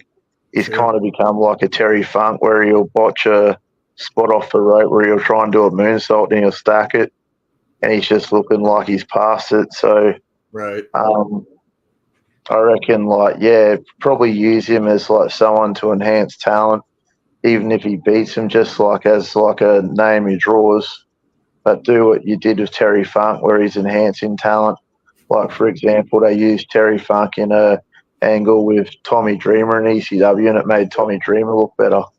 But don't have like Jericho doing what he's doing currently with the whole I'm FTW champion, because is he going to be using the FTW title as a platform to go for the world title? Use it for someone who you're trying to establish as That's not on the quite the upcoming. world champion, but as someone who's like the next stepping stone champion, if you know what I mean. Yep. Good points, Lawrence. Good points, man. Love it, man. Love it. Lawrence, tell everybody where they can find your wrestling group, man, too, because Laz's wrestling group is awesome, man. So tell everybody where they can check out your group, please. Oh yeah, my group's on Facebook. It's Laz's Pro Wrestling Fan Group. Just search it up on Facebook. Hopefully the AI doesn't stuff you around and you can switch off the AI. It's really annoying because I can't remember how I switched it off, but yeah, I'd like search stuff and then it'll tell me the history of civilization. Right on. But just search Laz's Pro Wrestling Fan Group. Laz's Pro Wrestling Fan Group. Go check that out. Follow it. Yeah. One thing I'll quickly mention, I come up with an idea before and then I better love yous and leave you. When you're saying about the Creed brothers, one idea I had in my mind was a less charismatic version. Remember how Kurt Angle had Team Angle and he had like Shelton Benjamin and Charlie Haas? Yep. I'm thinking maybe have like Braun Breaker as the leader and have the Creed brothers join up with Braun Breaker, and you could have like a Team Steiner or something, and he could be like the leader of like the Creed brothers. Yeah, could be. That could be a great pick, actually, because they both have those really solid wrestling styles to each of them. You know, they're all bruisers and stuff. I like that, bro. I like that. And maybe have cameos with like Scott and Rick as well, but like Braun's the big like mentor of like the Creed brothers, and it helps establish the Creed brothers as like your next Steiner brothers, and it helps establish Braun as like the next in line of the Steiner dynasty. That makes sense. And maybe even eventually do like the legacy thing where they feud with each other or something. I don't know. That'd be cool. Hey, you're thinking. I'm all for these ideas. I think they're all fun, man. I really do. Absolutely. And for wrestling fans, man, I got to say again, go check out Laz's group. He puts tons of stuff up there every single day in his Facebook page. If you're a wrestling fan and you're not following that page, then you're missing out, because Laza puts a lot of work into making a lot of great content, links, things like that he puts up there. And he's always gracious enough to let us put our material up there too, which we greatly appreciate. We support that 100%. Laz's Pro Wrestling Fan page, because there's tons of great stuff in there. Laza, man, it's always a pleasure to talk with you, brother. We always enjoy it. And you stay warm, man. It's hot over here. You stay warm. You stay warm over there, though. I'm going to rub some of my crispiness off on you, Laza, since it's cold out there. I'm going to give you some of the crispy John. There you go. Yeah, it's not too good. Like you can probably tell because of the cold weather, whatnot. I actually don't have my proper voice. I've had like my voice break because of how cold it is. So hopefully it warms up where I can get my voice back a bit. I hope so too, buddy. Well, Laza, always a great time, man. Thanks again for all your support always, and we'll see you, of course, anytime you want to pop on. You always got an open invite, my friend. Yes, sir. No worries, much appreciated. Cheers. Thanks, buddy. Cheers, brother. Take care. All right, Jude, let's end it up with you tonight, my friend. Judemania. We'll end up with Jude tonight. 38 degrees. I'm in central Pennsylvania. We're still golfing. One of my friends, Jude, I was talking recently, one of my friends that lives over in the tropical climates was saying the same thing a few months back. She went to Japan, and she's never seen snow before. And she said, she goes to Japan, and we were chatting when she was there. She was in right outside of Tokyo, and they went up did the Mount Fuji tour and all that stuff. And it was like maybe February when she was there. And she's like, "Oh, it's freezing out here." I said, "Freezing?" I said, "What's the temperature?" And I go look on the Weather Channel. It's like 48 degrees. I'm like, man, I was like, we'd be out, walking around in a fucking tank top, barefoot, walking around. Dude, in that's that the winter weather. time out here in Arizona, man. I was like, That's you guys right. don't know what it is, No. Like I said, I'm into my late 40s. I'm 47 years old. I'm originally from Johnstown, Pennsylvania. So the winter's there, like we're getting feet of snow. Yeah. And like these kids in school, like, we're gonna close school down because it's too cold to go. Mm-hmm. What? Like, come on. And the thing that gets me is like it's 7 o'clock in the morning, it's 9 degrees, it's too cold. Yeah. They make them go at 9 o'clock in the morning where it's like 10 degrees. Huh. That's fine. Yeah, that's acceptable. right. Yeah. Did you get in 2020, that massive snowstorm like we got up here where I live in New York, where we got literally 45 inches of snow in a day and a half to 2 days? Yeah. Did you guys get that one too? Yeah, we got that. My wife and I moved to State College in like 2018, 2019. And where we lived in Altoona, Pennsylvania. And I lived in the city. I hate living in the city. So we had like public parking and everything. And we got all that snow in 2020 at the new house. I have a driveway, big long drive, so I could actually have my driveway like plowed and everything like that. And it made a big difference. But yeah, we got that here and it was crazy. But yeah, 38 degrees. 30th. And he turned 30. Lawrence, he officially turned 38 Lawrence. here too. Yeah, so happy birthday, man. 38 degrees and turned 38. Happy birthday. Awesome. There you go. God's plan. Our favorite Aussie. He is our favorite Aussie, hands down, no doubt about that. Taz of Titan Tuesday night. I smell a t-shirt coming. Yeah. What do you got for another topic you want to talk to close the show out here tonight? Just so we were talking earlier about how you were talking about Raw, we're talking about TNA, we're talking about WWE, but if you notice, there's not a lot of talk about AEW. There's not. They've lost all hear steam. They've lost all everything. That's what I was thinking too. It's like they've lost all their momentum. All their momentum is gone. And like I called this a few years ago. I used to be on a podcast with two friends of mine, and we would talk different subjects. We talk like political and then wrestling, stuff like that. We did an episode on wrestling, and I said, mark my words, within 3 to 4 years, AEW will be gone. It'll be like an NWA type thing. And they are becoming that. Now, here's the thing. We've said it before. They have phenomenal talent. They have no idea what to do. They got to get Kenny Omega back.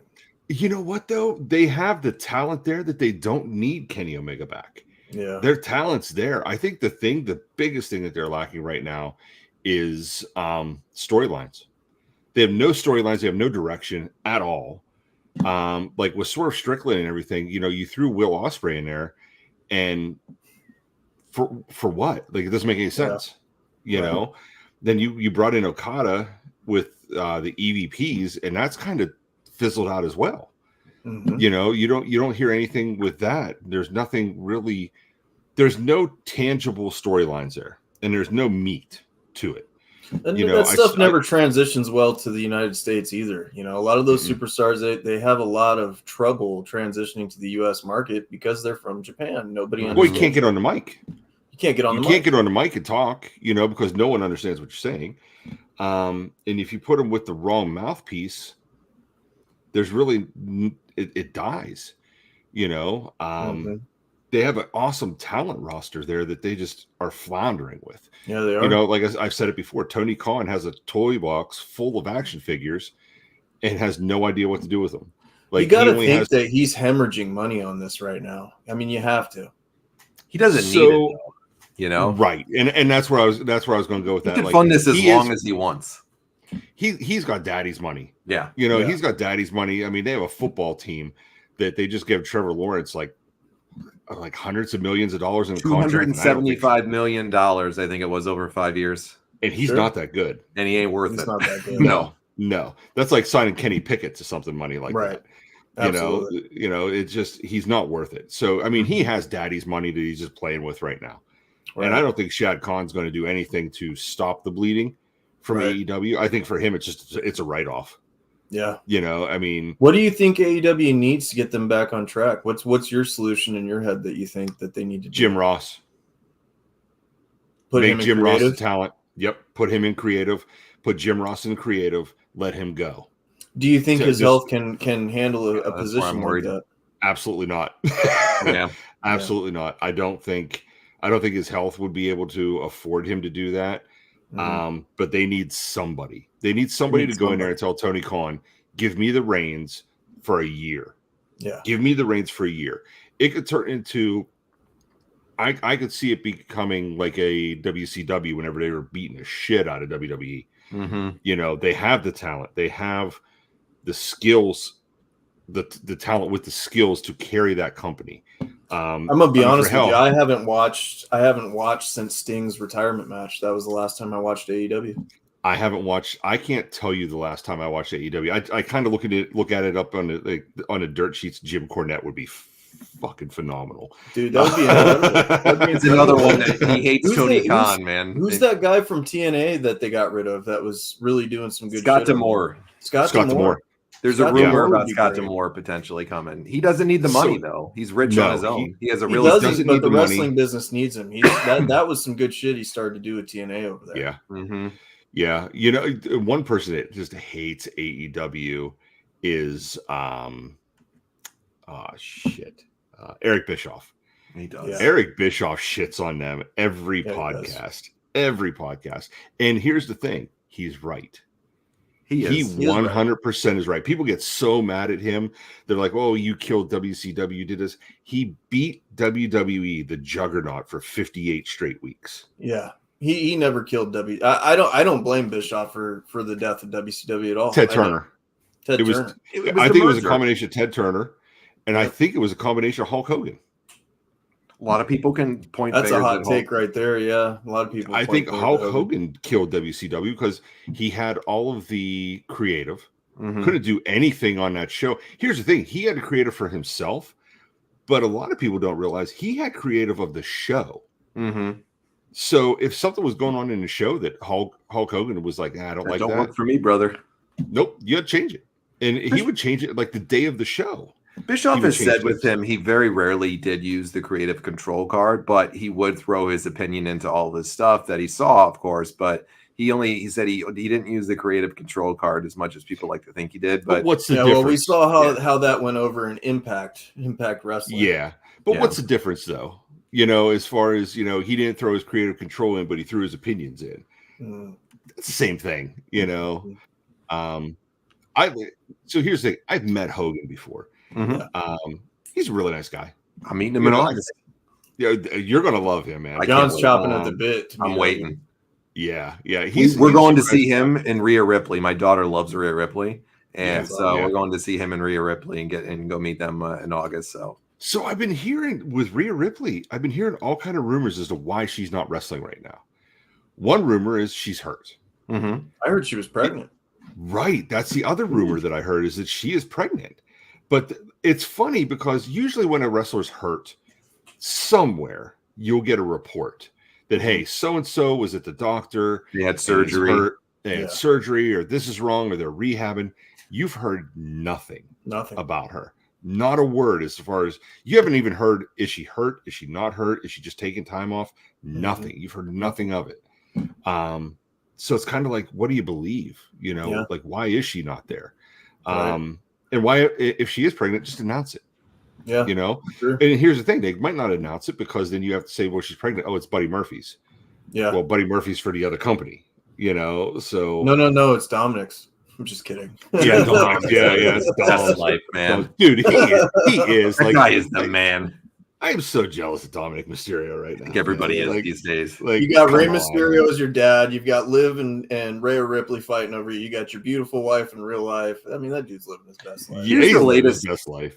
Here's the latest about Rhea. This came out from the Wrestling Observer. So it said that she had a shoulder injury in that match with Liv Morgan that she had, and she opted to avoid the surgery and has been rehabbing it since. And if the rehab fails, they're going to, of course, have to have surgery through it. But it would have been a very lengthy, recovery if she would have had the surgery. So, but if it doesn't work out, she's going to have it. So, I don't know. I think, rehab can work, in regards to an injury, and you might not have to go. I did it for years before my first knee surgery, and it just doesn't It last didn't work long for term. me with my knee, man. It didn't work for me, so I'll just say that. It did for me in the beginning, and then it basically when you have one of those injuries that's severe, which what you probably had with something with the shoulder, rehab can get by you a little time, and eventually you're going to have to do it. To me, I would have said just go and get it done. Yeah, that's what I was just going to say. I would have just be said, out, give me get the it done. surgery. Yeah. Because here's the thing: if she rehabs and then comes back and gets hurt, she's going to have to get the surgery even anyway. more time. Yeah, right. Get it done now. So get it over with. Just do it now. Right. It's like baseball with pitchers. Everybody knows they're going to have Tommy John surgery if they're going to have a long career. It's going to happen. Yeah. Maybe twice for some of them.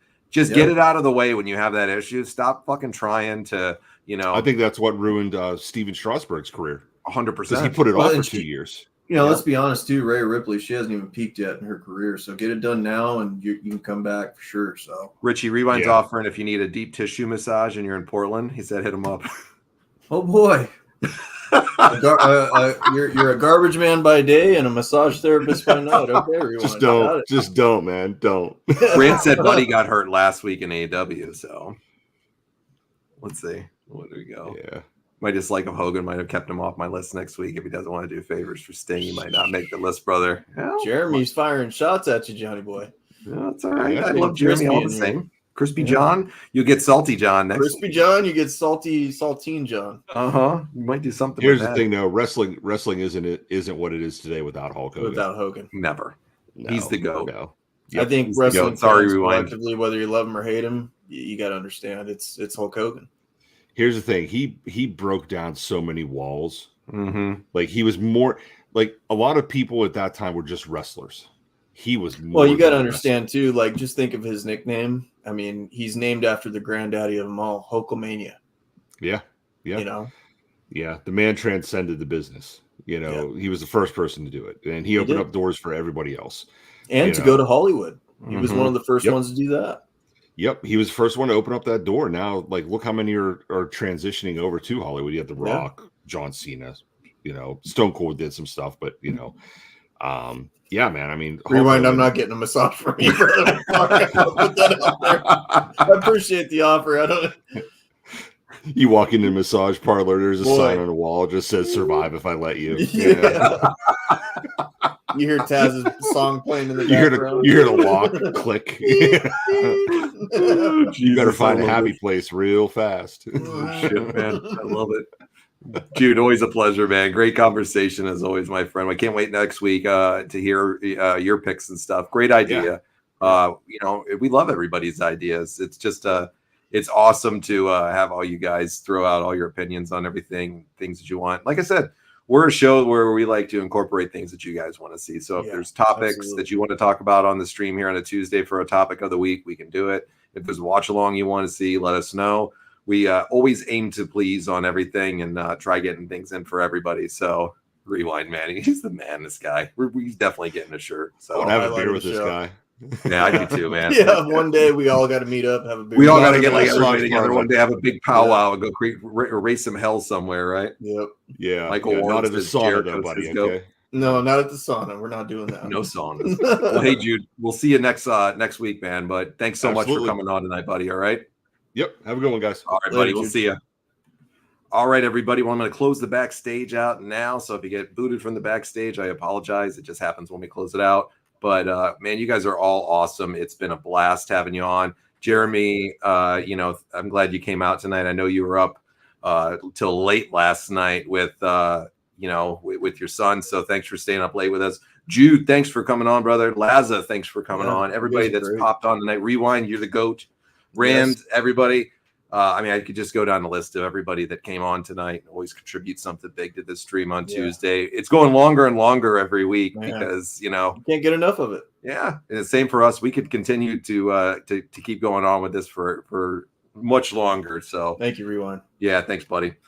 So we really do appreciate you guys so much. So, hey, come back. Make sure you keep checking out the great content, Of course, Rewind, Oh, dude. That's what I said, man. Absolutely. We told you a couple weeks ago, we were going to do this for you. We followed through with what we say, man. So, yep. We go to battle next week. Bring your best men. It's going to be a fun battle. So I'm yeah, bring you guys' picks. Yeah, I'm definitely excited. Oh yeah, everybody, please make sure next week we want to hear everybody's picks. It's going to be all interactive to that, so you're welcome to come on the stream as we just do it. Then, if you don't want to come on the stream, we understand. Not everybody wants to pop on in video and do that stuff, but come with your picks next week. Winner gets a nice little treat from Richie's collection, and trust me, it's going to be a fun show next week. All right, everybody, we're out of here for the week. Thanks for joining us as always. And Richie, any closing thoughts before we sign off? Thank you guys so much for making this show special, man. You guys make us show up each and every week, and it's just fun. You guys are great. I love when you guys pop on and you guys get to take over the show at the end there. It's just a fun time, and I love the community we're bringing out. We got a lot of exciting stuff developing for you guys. We're gonna have merchandise. We're gonna have all these things, make us more of a close-knit group. And hey, man, I'm happy for our circle over here. So we appreciate you guys, and I'll see you guys down the road, man. I can't wait till next Tuesday. I'll say this too for our core group of people that come out every Tuesday and join us. Last week was our biggest ever. We had 4.5 thousand plays on the live.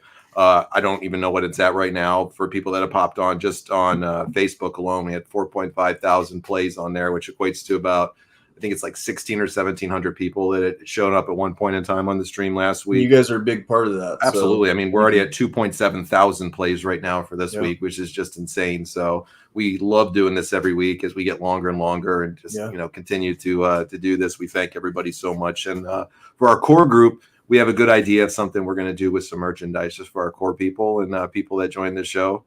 Richie came up with a good idea for it, and when we roll the merchandise stuff out later on this year, you guys are going to have first dibs on it, and it's only going to be a limited run for the first group. Yep. So, and we're not on it to make money. We're on it to make money. We just want a shirt that you can acknowledge this time and this memory of us having fun together, and so we're gonna do Tuesday Night Delight. Very close, Jeremy. I'll leave it. Close. You're very close, Jeremy. Something different, a little different, but something I think that you coined actually. So something we're going to roll with on that. So Rewind says I have soft hands. Richie. Oh boy! All right, with that, that's a perfect place to sign off right there, isn't it? We are out. Oh man! All right, guys. We'll see you again next week here on the live stream. Me and Chris might be back on Thursday if he's off from work, and if I'm home in time from work. We might do Nitro this week on Thursday. If not, we'll be back next Tuesday on the stream. And don't forget, over the weekend, Saturday and Sunday, this show airs on Saturday that we tape on Tuesdays from 9 to 10 p.m. on WDJY. See the links on our Facebook page. You don't have to live in that area to listen to it. And Sunday as well, 9 to 10 p.m. on WDJY. So thanks a bunch, guys. Have a great rest of your night. Thanks for coming and joining us. As always, we'll see you guys again next week.